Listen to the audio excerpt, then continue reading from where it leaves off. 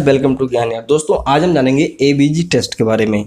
ABG test क्या होता है, कैसे करते हैं, इसका रीडिंग क्या आता है, क्या अंदाज़ा लगता है, इससे क्या पता चलता है, ये सब आज हम इस वीडियो में जानेंगे।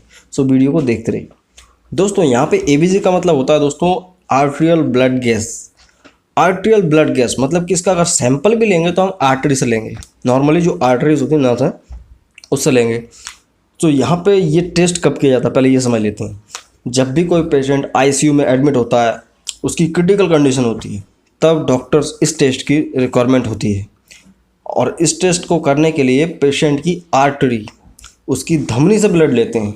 नॉर्मली जितने भी ब्लड टेस्ट होते हैं सारे के सारे वेन से ब्लड लेते हैं।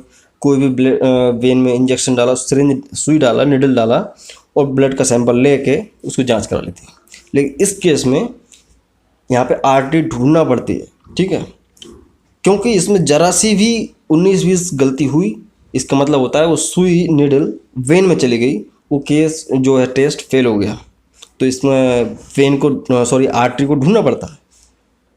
यहाँ पे इसको आर्टरी को ढूंढने के लिए कुछ नहीं करना होता है, हाथ को बंद करके खोलना पड़ता है। वहाँ पे दबा के देखना होता है कि आपको वहाँ पे पल्स महसूस करना पड़ती है। यहाँ पे आपको पल्स महसूस करना पड़ती है, यूँ इस तरह से दबा के। मैं अकेला हूँ, आपको समझाने की कोशिश कर रहा हूँ, आप यहाँ फोटो में देख सकते हैं। इस तरह से यहाँ पे इस एरिया में आपको आर्टरी मिल जाती है। उस जगह पे पहले तो क्या हुआ, जो सिरिंज रहता है, आपको मैं प्रोसीजर बता रहा हूँ, ये एक्चुअल में अलग वीडियो बनता, लेकिन मैंने सोचा अलग वीडियो ना बनाए, इसी में कवर कर लेता हूँ। सिरिंज के अंदर हेपेरिन इंजेक्शन को भरा जाता है, उसको सिरिंज को खाली किया जाता है, मतलब कि सिरिंज को हेपेरनाइज किया जाता है। हेपेरनाइज मतलब कि सिरिंज की दीवारों पे हेपेरिन लगना चाहिए, हेपेरिन होना ज़रूरी है, ठीक है। क्योंकि उस जो आर्टरी का ब्लड है उसको आप इतना नहीं है कि आप तरह तरह के कंटेनर्स में रख सकते हैं, उसमें तुरंत ही कंटामिनेशन हो जाएगा। ये बहुत ही ज़्यादा एक्यूरेट रिजल्ट्स के लिए ये किया जाता है। खैर व्हाटएवर, यहाँ पे सिरिंज को हेपेरनाइज करने के बाद उसमें हेपेरिन भर के उसको खाली करके उस सिरिंज के अंदर हेपेरिन लग जाता है। तब उसी सिरिंज से, उसी निडल से आर्टरी के अंदर पंचर किया जाता है और ब्लड का सैंपल लिया जाता है। और उस सैंपल को तुरंत ही उस एबीजी मशीन में लगाया जाता है। ऐसा नहीं कर सकते कि उस सैंपल को आप बॉयल में ले लो या किसी टेस्ट ट्यूब में ले लो, नहीं, तुरंत ही डायरेक्ट उस सिरिंज को मशीन से कनेक्ट किया जाता है और फिर मशीन 10 मिनट बाद आपको रिपोर्ट दे देगी। तो ये है एबीजी टेस्ट। अब मशीन का है पूरा काम। जो मशीन होती है एबीजी मशीन, वो पूरी डिटेल आपको दे देती है, ठीक है। तो अब यहाँ पे देखेंगे कि भाई ये मशीन जो है क्या क्या आपको शो अप करती है, कि भाई इसमें क्या क्या देखने को मिलता है। अगर कोई व्यक्ति एबीजी टेस्ट कराता है तो उसमें क्या आप देख के पढ़ सकते हैं, क्या समझ सकते हैं, वगैरह वगैरह। तो यहाँ पे आपको कोई रिपोर्ट कुछ इस तरह की मिलेगी, देख लीजिए आप पहले।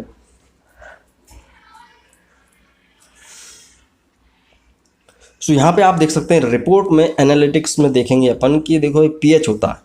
पहला पॉइंट होता है पीएच, दूसरा होता है बाइकार्बोनेट्स, और तीसरा होता है कार्बन डाइऑक्साइड, और चौथा होता है partial oxygen, partial carbon dioxide बोल सकते हैं। तो इसमें ऑक्सीजन इतना इंपॉर्टेंट नहीं है, ठीक। इसमें सिर्फ इम्पोर्टेंट क्या है, 3 चीज़ें रहती हैं। वैसे देखने का मैं तरीका बता रहा हूँ कि डॉक्टर्स अधिकतर क्या देखता है, पीएच देखेगा और बाइकार्बोनेट्स देखेगा और साथ ही कार्बन डाइऑक्साइड देखेगा। तो इन तीनों चीज़ों से पता चलता है कि पेशेंट को किस चीज़ की ज़रूरत है, किस चीज़ की ज़्यादा है, कोई चीज़ कमी है, क्या है। तो मैं इस रिपोर्ट देखने को मैं आपको बहुत ही आसान भाषा में बताऊंगा और इतना डीपली नहीं बताऊंगा, अदरवाइज़ आपके सिर के ऊपर से निकल जाएगा। व्हाटएवर, यहाँ पे पीएच होता है दोस्तों। अगर आप एबीजी टेस्ट कराएंगे तो पीएच होता है 7.35 से 7.45 तक। इसके बीच में पीएच होना चाहिए आपके आर्टेरियल ब्लड का। अगर इससे नीचे जाता है, जाहिर सी बात है एसिडिक है, ऊपर जाएगा तो एल्कलाइन है। तो ये पीएच ही इन 2 पैरामीटर्स को भी कवर करता है, चाहे वो बाइकार्बाइड्स हो या कार्बन डाइऑक्साइड। यहाँ पे बाइकार्ब्स जो होते हैं इनकी रीडिंग होती है दोस्तों 22 से लेकर 28, और CO2 की रीडिंग होती है दोस्तों यहाँ पे 35 से 45, 35 to 45 के बीच mmHg में होती है। और ऑक्सीजन जो होता है 83 से 108, 83 to 108 mmHg में। अब यहाँ पे जो बाइकार्ब्स हैं, बाइकार्ब्स किसके लिए होते हैं, किडनी के लिए। एक मोटे मोटे तौर पे आप समझ लो, बाइकार्ब्स होते हैं किडनी के लिए, और जो CO2 होता है, कार्बन डाइऑक्साइड होता है, वो लंग्स के लिए होता है। अब ये कैसे होता है मैं आपको बताता हूँ। इसको मैं बहुत ही आसान बताने की कोशिश कर रहा हूँ ताकि आपको टफ ना लगे। सो यहाँ पे बाइकार्ब्स मतलब किडनी, मतलब मेटाबॉलिक, ये चीज़ याद रखो। बाइकार्ब्स, किडनी, मेटाबॉलिक। अगर कार्बन डाइऑक्साइड है, कार्बन डाइऑक्साइड, लंग्स, रेस्पिरेटरी, बस ये 2 चीज़ें हैं। अगर इनकी रीडिंग्स कम बढ़ जाती है तो ये इसमें भी कनेक्शन है। तो दोस्तों यहाँ पे एक इंटरेस्टिंग चीज़ है कि जब जब बाइकार्ब्स सॉरी पीएच बढ़ेगा तो बाइकार्ब्स भी बढ़ेंगे, और पीएच बढ़ेगा तो CO2 कम हो जाएगा। मतलब कि बाइकार्ब्स जो है पीएच के डायरेक्टली प्रोपोर्शनल होता है और CO2 जो है इनवर्सली प्रोपोर्शनल होता है। सो यहाँ पे जब भी पीएच बढ़ेगा तो सपोज मान लेते हैं, इसकी रिपोर्ट को अंदाज़ा लगाने का तरीका, इसमें क्या प्रॉब्लम है उसको समझने का तरीका देखते हैं क्या होता है। अगर पीएच कम हुआ तो एसिडोसिस, अगर पीएच बढ़ा तो एल्कलोसिस। ठीक, अब ये तो पीएच की बात हो गई। अब बात करेंगे कि भाई बाइकार्ब्स का क्या होगा। अगर बाइकार्ब्स ज़्यादा है तो, और साथ में पीएच भी ज़्यादा है तो मतलब एल्कलोसिस है, तो क्या होगा, मेटाबॉलिक एल्कलोसिस। अगर पीएच कम है एसिडोसिस, तो बाइकार्ब्स भी ज़्यादा है तो क्या होगा, जो मेटाबॉलिक एसिडोसिस, ये कंडीशन निकल के आती है। सपोज पीएच कम हो गया, मतलब कम हो गया और यहाँ पे जो है इतना नहीं हुआ कि आपके बाइकार्ब्स भी कम ज़्यादा हो जाए, तो यहाँ पे अगर CO2 बढ़ जाता है, सपोज CO2 बढ़ जाता है, तब उस कंडीशन क्या बोलेंगे, रेस्पिरेटरी। जैसा मैंने आपको बताया CO2 मतलब रेस्पिरेटरी, मतलब लंग्स।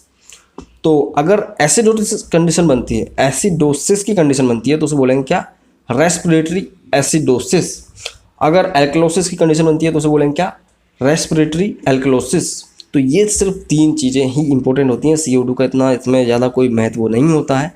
फिर भी इसकी रिपोर्ट को आप लंबा देखेंगे तो HB भी देते हैं रख के, तरह तरह के पैरामीटर्स होते हैं, लेकिन ये 3 ही पैरामीटर्स इंपॉर्टेंट होते हैं जो मैंने आपको बता दिए। और इन्हीं 3 पैरामीटर्स को देख के डॉक्टर तुरंत जो भी करेक्शन करना होता है पेशेंट के साथ वो करता है। ICU में पेशेंट है तो उसकी रिपोर्ट को देख के तुरंत जो भी करेक्शन करना होगा डॉक्टर करेगा उस वक्त जो मौजूद होगा कि भाई किस चीज़ की कमी है। भाई किडनी में प्रॉब्लम है, किडनी में एल्कलोसिस है, एसिडोसिस है, या लंग्स में एसिडोसिस एल्कलोसिस है, ये सब पता करने के लिए आर्टेरियल ब्लड गैस का पता करते हैं। सो मुझे उम्मीद है कि आपको समझ में आया होगा। नहीं आया तो मुझे कमेंट करके बताएं, मैं और आसान भाषा में आपको बताऊंगा। सो अच्छा लगा तो अपने दोस्तों के साथ शेयर करें। सो चैनल को सब्सक्राइब नहीं किया, सब्सक्राइब कर दें। सो मैं मिलता हूँ नेक्स्ट में दोस्तों। जय हिंद, वंदे मातरम।